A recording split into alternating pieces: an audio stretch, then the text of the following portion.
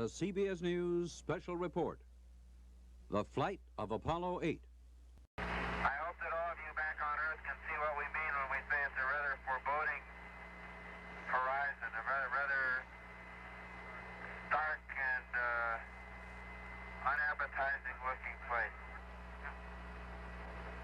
We're now going over approaching one of our future landing sites, selected in this smooth region to call the Sea of Tranquility. Smooth in order to make it easy for the initial landing attempts, in order to preclude having to dodge mountains. Now you can see the long shadows of the lunar sunrise.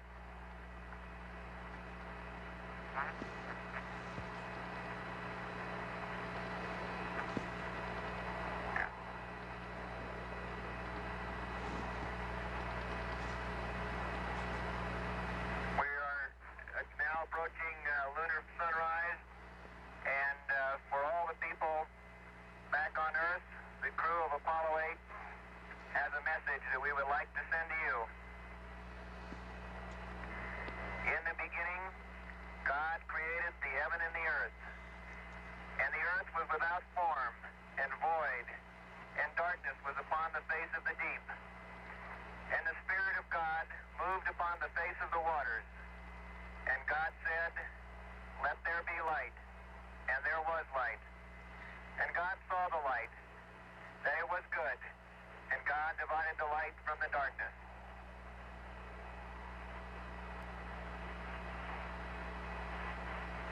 And God called the light day, and the darkness he called night. And the evening and the morning were the first day. And God said, "Let there be a firmament in the midst of the waters, and let it divide the waters from the waters." And God made the firmament, and divided the waters which were under the firmament from the waters which were above the firmament. And it was so. And God called the firmament heaven, and the evening and the morning were the second day.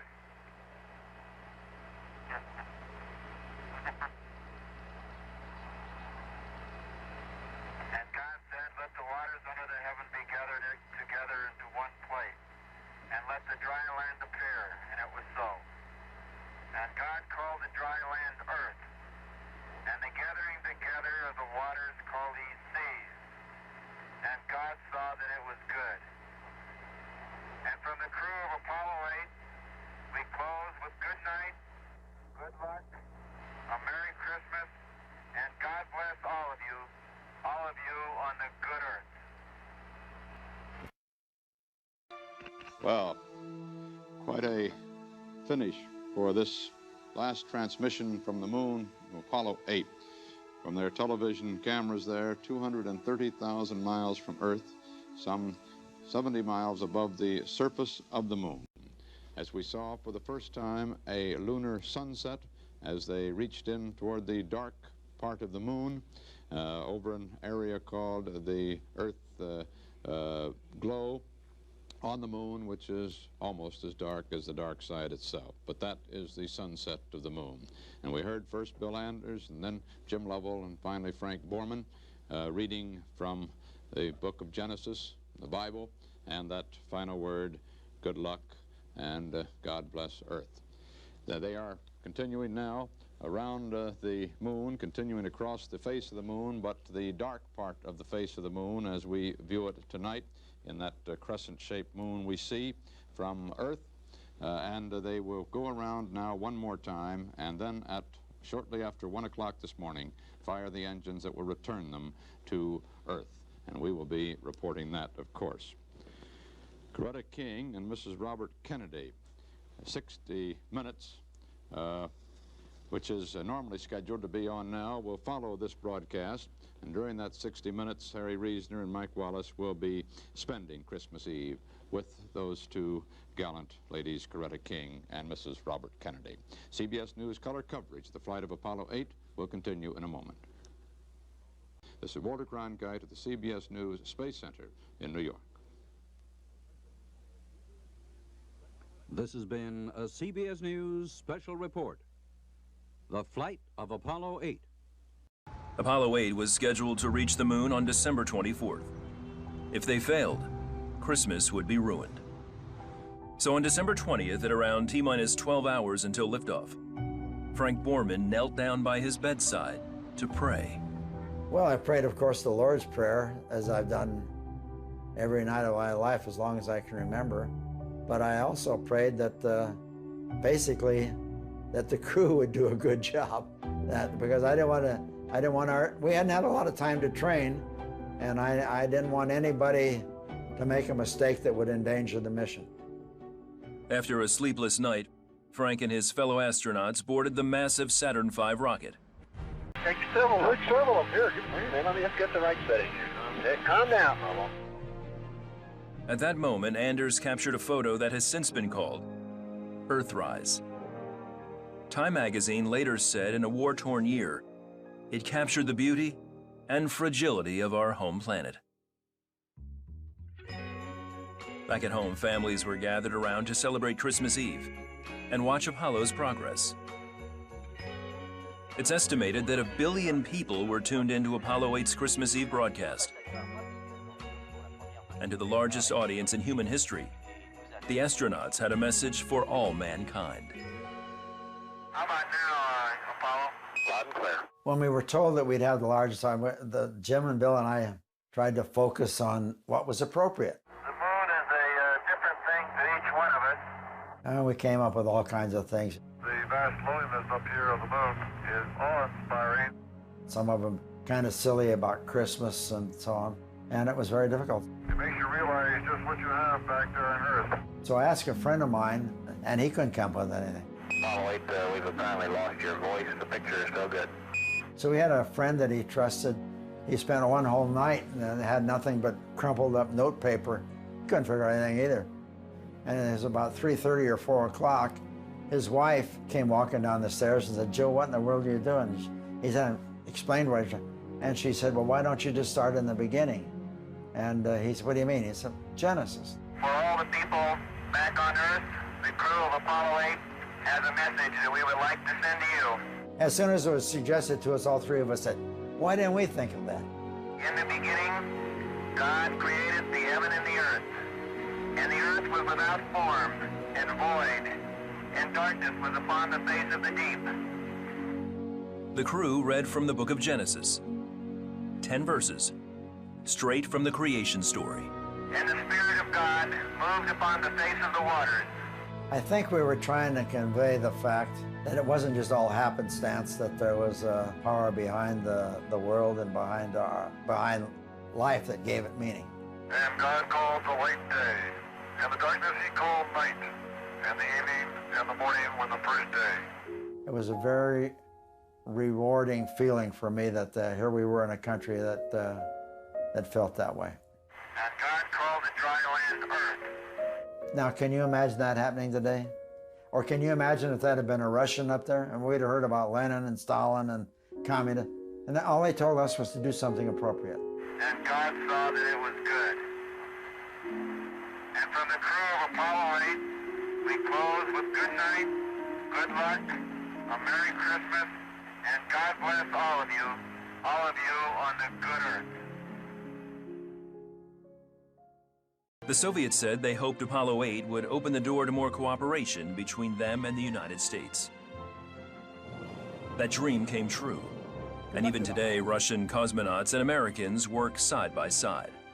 I think we contributed to winning the Cold War. I think that was an important factor in winning the Cold War. The reading of Genesis would go down in lore. The Pope himself later remarked, "In that moment, the world had peace." I think that had more impact than anything else. The following July, It's one small step for man, Neil Armstrong took mankind's first steps on the lunar surface. one giant leap for mankind. He did so in the Sea of Tranquility, an area Bill Anders photographed as a potential landing site on Apollo 8. With his Cold War complete, Frank Borman went on to be the CEO of Eastern Airlines before retiring to a ranch in Montana. Still, the Apollo 8 mission is fresh on his mind.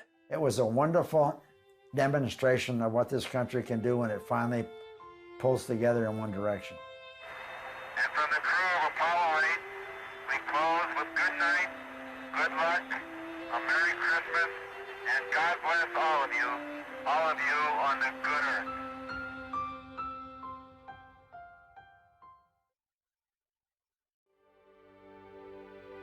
Then, something happens that no one has predicted, and it turns out to be an even more amazing sight. When I looked up and saw the Earth coming up on this very stark, beat-up lunar horizon, an Earth that was the only color that we could see, a very fragile-looking Earth, a very delicate-looking Earth, I was immediately almost overcome with the thought, you know, here we came all this way to the moon, and yet the most significant thing we're seeing is our own home planet, the Earth. Though their mission is to photograph the moon, all three men focus on the Earth. Bill Anders takes a picture that gives humanity its first look at our home as it really is. Earthrise.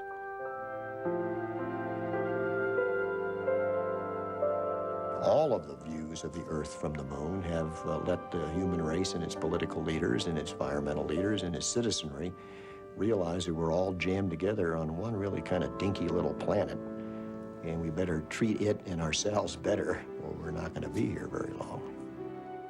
As fate would have it, it is Christmas Eve. NASA has planned a live television broadcast from around the moon. We were told that we would have the largest audience that ever listened to a human voice when we made our TV broadcast from the moon on Christmas Eve. And the only instructions that we got from NASA, do something appropriate. The largest audience in history. The first words from another world. But what should they say? I didn't want to take the time to worry about that when we had so much else. And C.S.P.A. Borgen, who was a friend of ours with the U.S. Information Agency, suggested, how about reading from Genesis? So that's how it happened. We are now approaching lunar sunrise, and for all the people back on Earth, the crew of Apollo 8 has a message that we would like to send to you. In the beginning, God created the heaven and the earth. And the earth was without form and void, and darkness was upon the face of the deep. And the Spirit of God moved upon the face of the waters. And God said, "Let there be light." And there was light. And God saw the light, that it was good. And God divided the light from the darkness. There's a lot of times in my life when I've been brought to tears by just the power, the immensity, the beauty of what we were doing. And this was one of those days. And God saw that it was good. And from the crew of Apollo 8, we close with good night, good luck, a Merry Christmas, and God bless all of you on the good earth.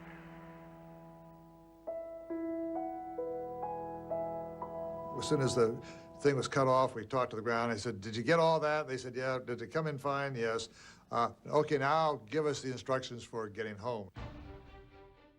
You didn't want to bring the television camera along. I didn't want to bring television camera. So that's true. You didn't want to bring it along. I did not. You wound up bringing it along. I was dumb in that. But you wound up bringing it along, and you do the broadcast that to this day I still remember watching as a child. And it gives me chills right now thinking about it. How did you come up with reading from Genesis? And Well, it's another example of the wonderful country we live in. We got Julian Cheer, who was the head of public information for NASA in Washington, called me one day and said, "You're going to have the largest audience that's ever listened to or seen a television picture of a human on Christmas Eve. And you've got, I don't know, 5 or 6 minutes." And I said, "Well, that's great, Julian. What do we do?" And he said, "Do whatever is appropriate." That's the only instructions. Then that's the exact word. Do whatever is appropriate, whatever you feel is appropriate. And be honest with you, we were so involved in the mission, and this was a peripheral one, so I just kind of farmed that out to a friend of mine, C.S.P.A. Borgen, from Washington. And he came back, I guess he consulted with some of his friends and came back with the idea of reading from Genesis. And I discussed it with Bill and Jim, and And we had it typed on the flight plan, and I didn't give it any more thought than that. And then the line at the end, on the Good Earth. Well, the Good Earth. I think that CSPAN had printed that too.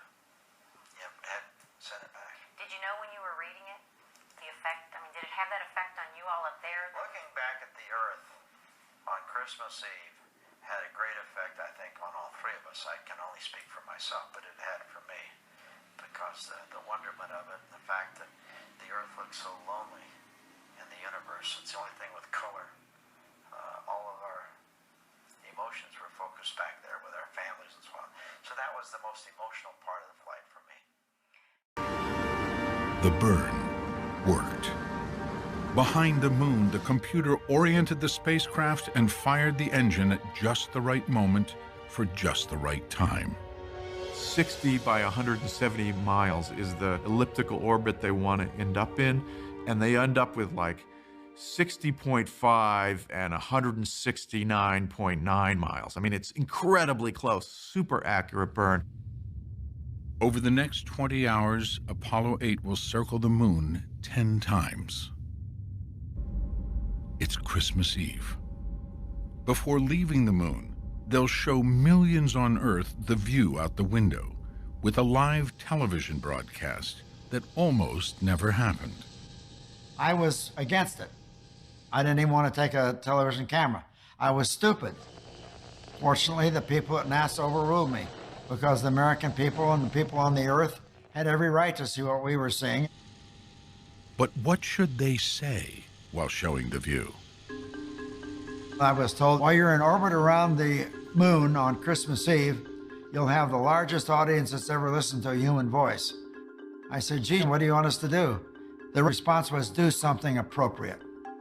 I'll never forget that. Can you imagine that happening today? We thought, could we change the words to The Night Before Christmas? Make it more contemporary. How about something in the way of Jingle Bells? Nothing that we could come up with seemed appropriate. We ask each other, we ask our wives, we ask friends. In the end, it's Christine Layton, Washington insider and wife of writer Joe Layton, who has the answer. And she said, well, why don't you start at the beginning? And he said, what do you mean? She said, Genesis. For all the people back on Earth, the crew of Apollo 8 has a message that we would like to send to you. In the beginning, God created the heaven and the earth. And the earth was without I don't think anybody knew they were going to do that. And God divided the light from the darkness. And God called the light day, and the darkness he called night. One of the most memorable things in my life, I guess. It was very powerful. And let the dry land appear, and it was so. The hair stood up on the back of my neck. The first impression I had was, how appropriate. What could be better than having the first human beings, Americans, circling the moon on Christmas Eve, and they read the story of creation from Genesis. I mean, it brought tears to my eyes. God saw that it was good. And from the crew of Apollo 8, we close with good night, good luck, a Merry Christmas, and God bless all of you on the good earth. Wow. You just drained me. For millions on Earth, the Christmas Eve television broadcast is the defining moment of Apollo 8. But for the engineers, and especially the astronauts, there's a critical maneuver just ahead that overshadows everything else: coming home. Trans-Earth injection is the engine burn that will send Apollo 8 out of lunar orbit and back toward Earth.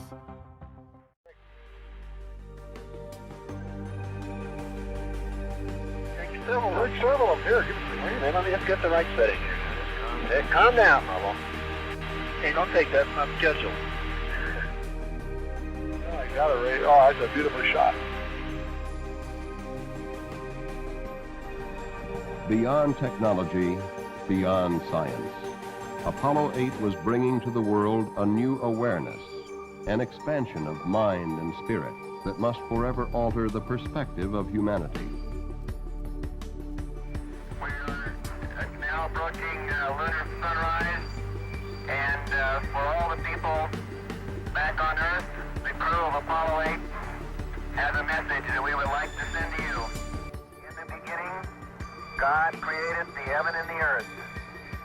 And the earth was without form and void, and darkness was upon the face of the deep. And the Spirit of God moved upon the face of the waters.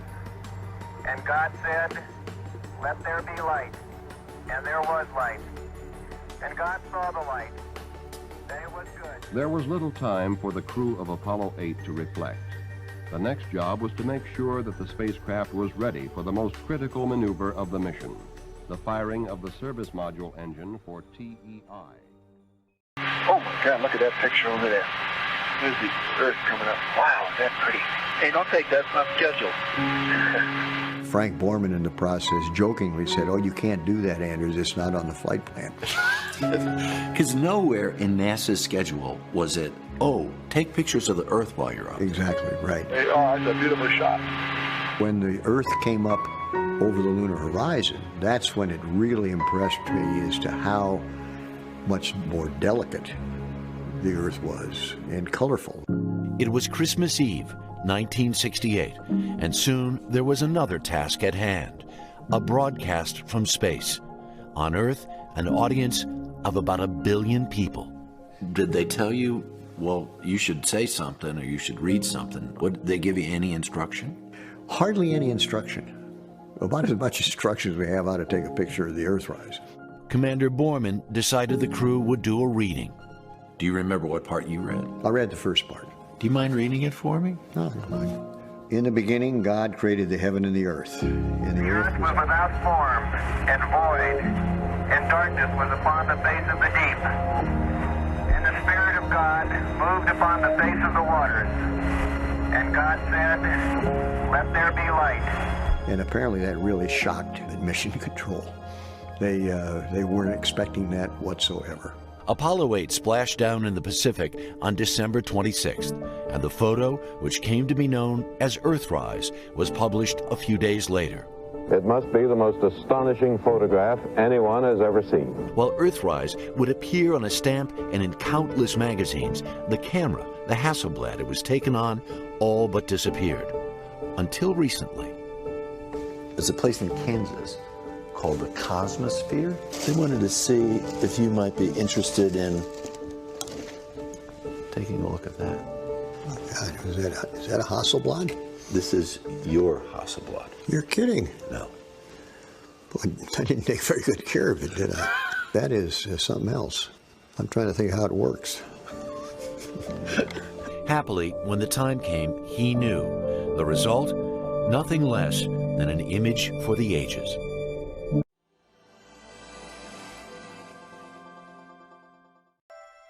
I think the Apollo 8 mission was one of the most important missions of the whole NASA experience.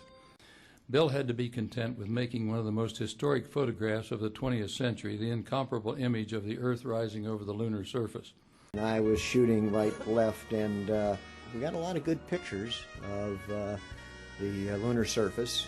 And I think Frank yelled out, "Look," or something. And here was this gorgeous thing coming up over the lunar horizon, the backside of the moon. NASA picked the one I took as the iconic Earthrise picture, but frankly, even though they both claimed they took it, they know who did, but I consider it kind of a crew picture. Actually, I think that was probably the most important evidence that we brought back was the photography, and Jim and Bill did it all.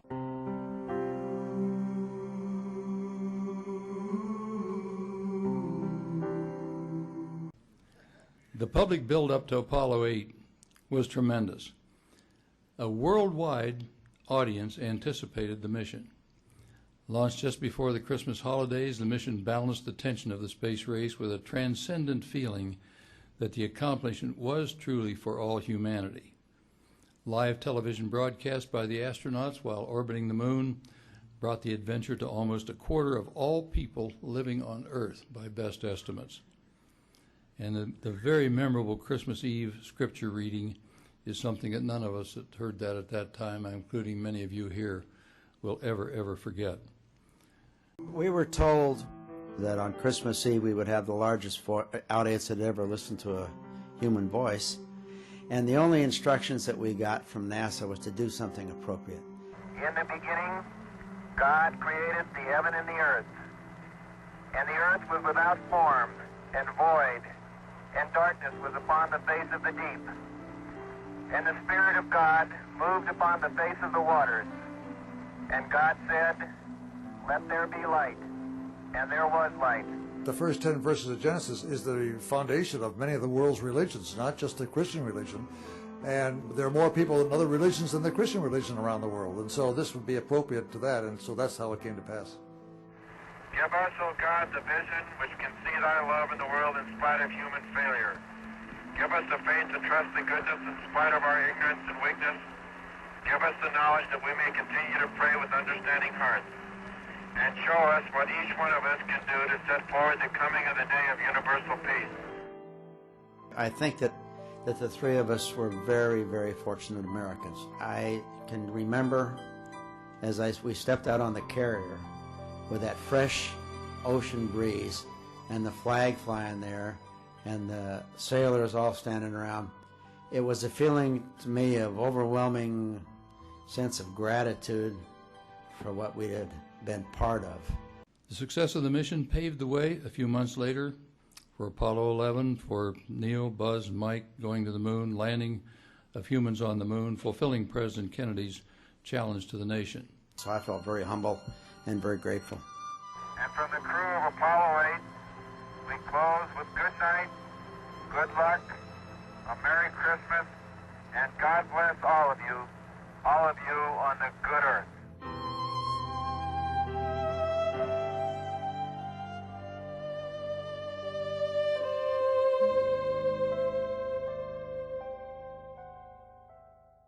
The momentum emerged in the Congress for the Clean Air Act, the Clean Water Act. It transformed the environmental movement into what it became in the immediate aftermath of that image. It alone may have been enough to secure Apollo 8's place in the conscience of humanity. But it wasn't the final word on that Christmas Eve night. The crew of Apollo 8 has a message that we would like to send to you. Do you have any idea, though, how many people would be listening in and watching? Well, we were told that we would have the largest audience that ever listened to a human voice before. But what to say? What words would resonate through the heavens on one of the holiest nights of the year? They settled on ones that already had, from the book of Genesis. In the beginning, God created the heaven and the earth. And the earth was without form and void, and darkness was upon the face of the deep. It was pitch perfect. They were the words of three, in some ways, very ordinary humans. I always say they had very lunch bucket names, Frank and Bill and Jim. What could be more human than that? And God called the light day, and the darkness he called night. Did you know at the time what kind of impact that would have? No, but as we flew and as we contemplated it afterwards, we all agreed that we couldn't have done anything more appropriate. So they're on the way home. Three explorers named Borman, Lovell, and Anders, whose names are going down in the history books as surely as did Magellan and Vasco da Gama and Columbus. They were indeed sailors on a new ocean, returning from a successful voyage at the end of one of our most turbulent years during a season all about peace. We got thousands of telegrams after the flight, but the one that struck me the most, thank you, Apollo 8, you saved 1968. And I think in the way we helped to heal it. Good night, good luck, a Merry Christmas, and God bless all of you on the good earth.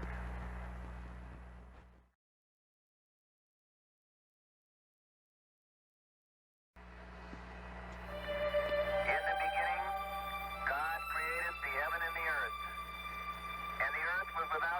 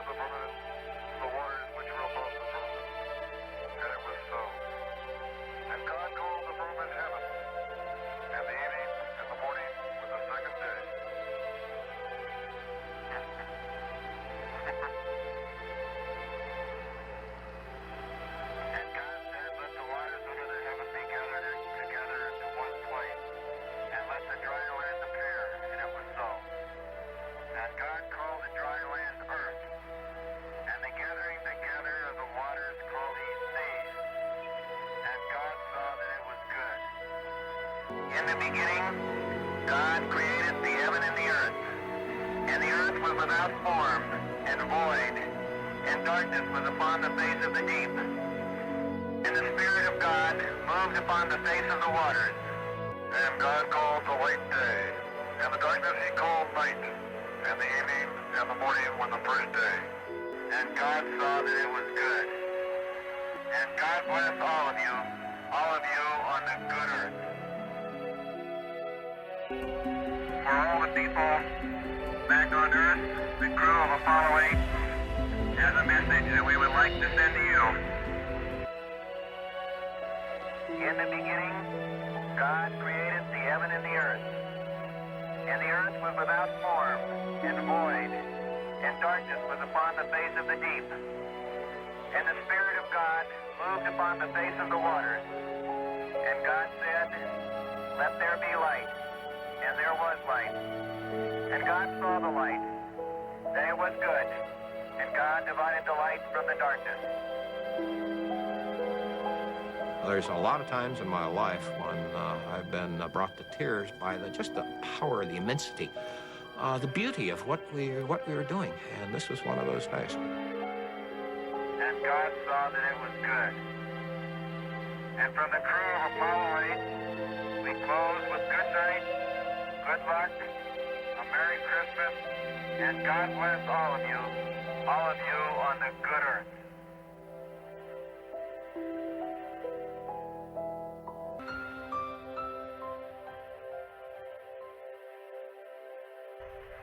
In the beginning, God created the heaven and the earth. And the earth was without form and void, and darkness was upon the face of the deep. And the Spirit of God moved upon the face of the waters. And God said, "Let there be light." And there was light. And God saw the light, that it was good. And God called the light day, and the darkness he called night, and the evening and the morning was the first day. And God called the dry land earth, and the gathering together of the waters called he seas. And God saw that it